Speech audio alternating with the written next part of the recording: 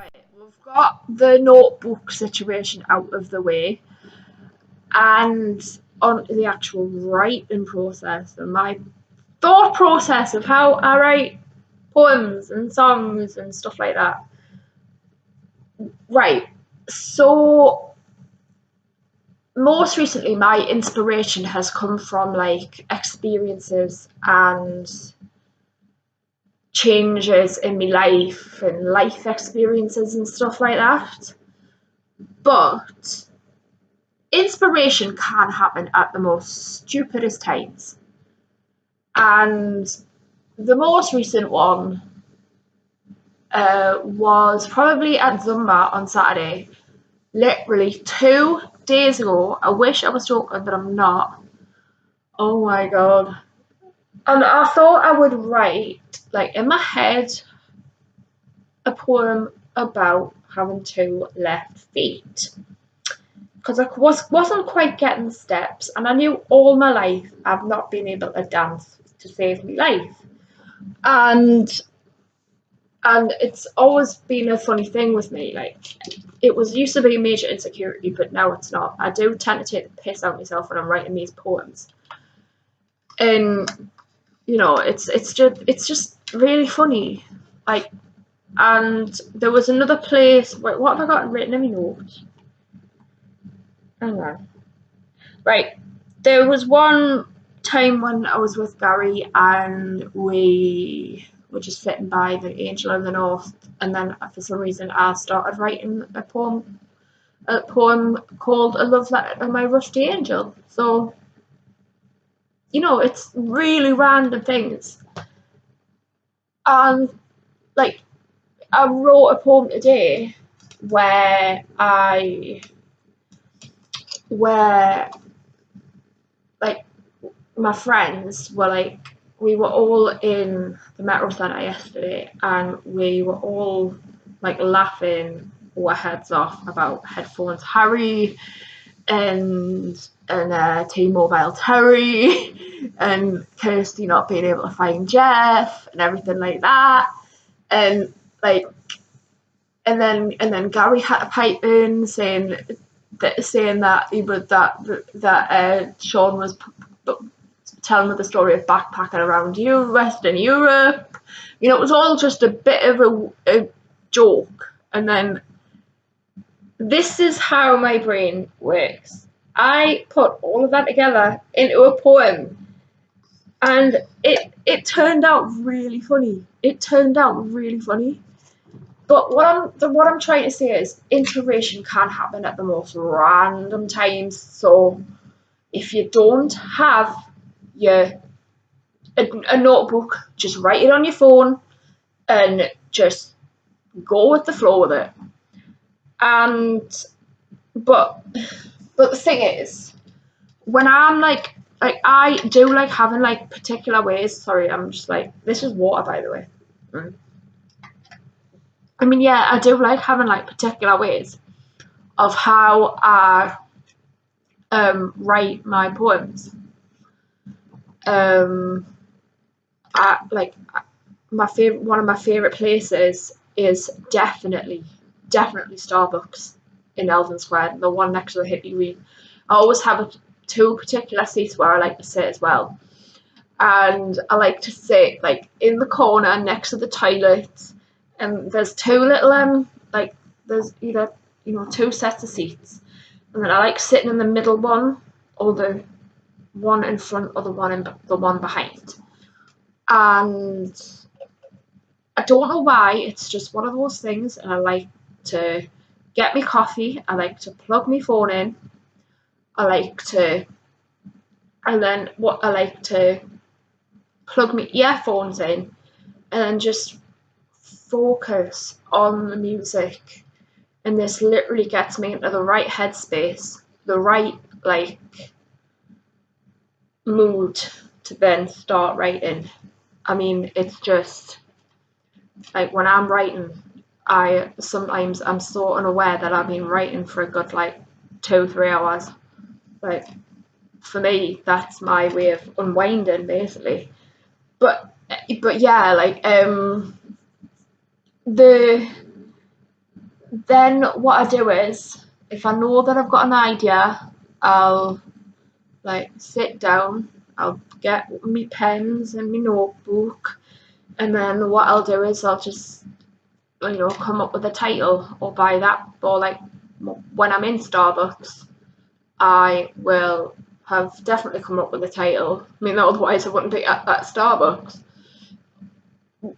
And I would literally just sit there and write, basically, about, hang on, what am I doing? Right. You see, literally in this thing, it says try and find music that is uplifting or interesting to me about what I want to write about.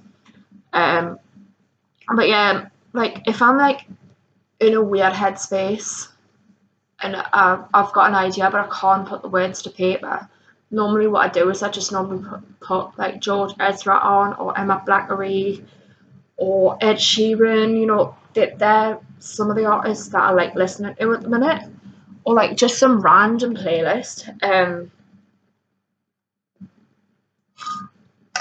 and stuff like that. And like I think with like some people, like I know I've done this before, like with my poetry, definitely. Like I've overcomplicated things in my head, like coming up with a title and like thinking I can't come up with anything. I can't come up with anything.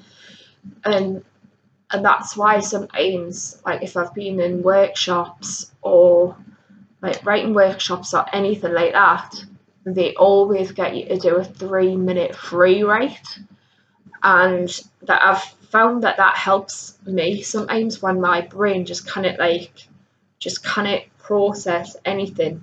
Just get your thoughts down on paper. Even sometimes just like there's been times where I've used these notebooks for just literally for journaling, and it's so like cathartic.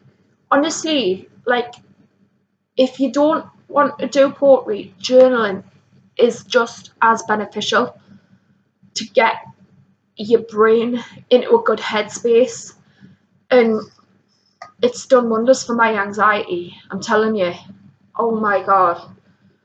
Like I cannot explain to you, but like yeah. I mean, like when it comes to poetry as well, right?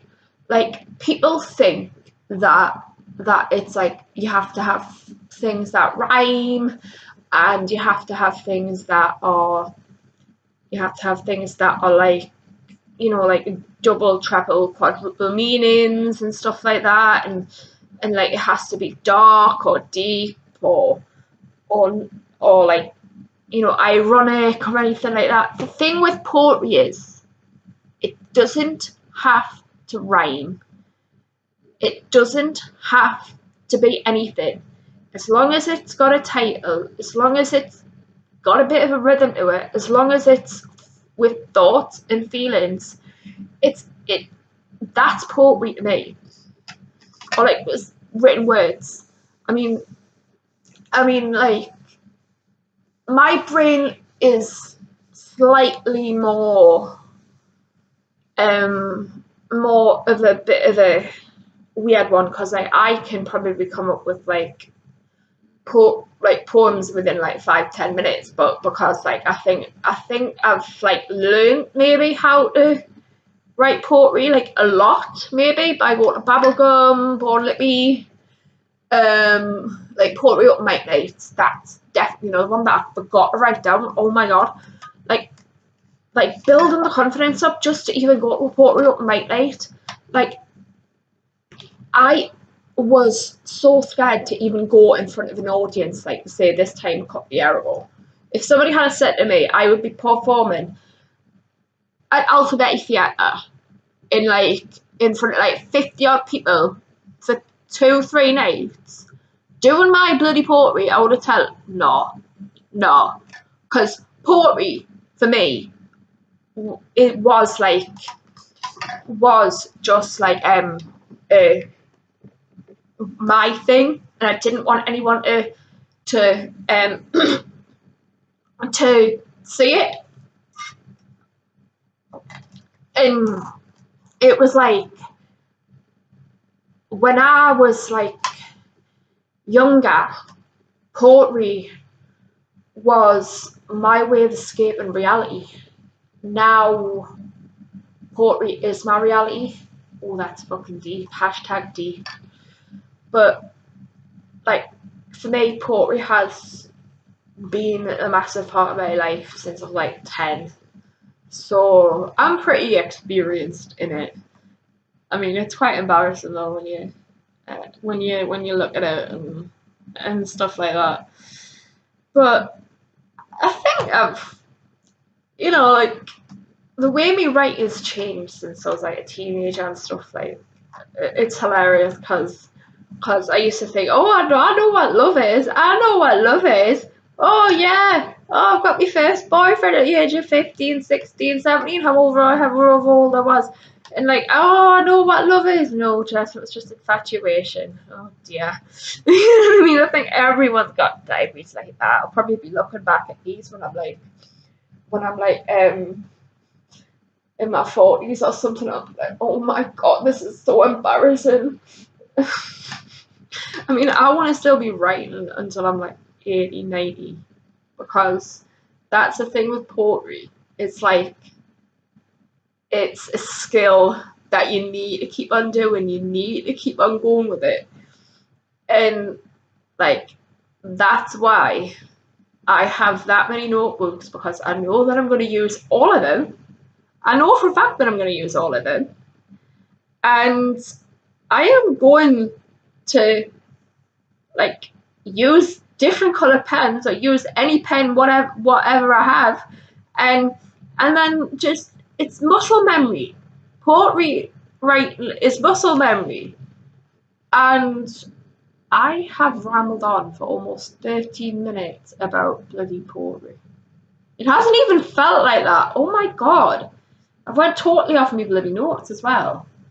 Anyway, right, that was my poetry ramble, and it will probably take another 17 hours for this bloody thing to upload on YouTube because my internet is shit. Bye bye.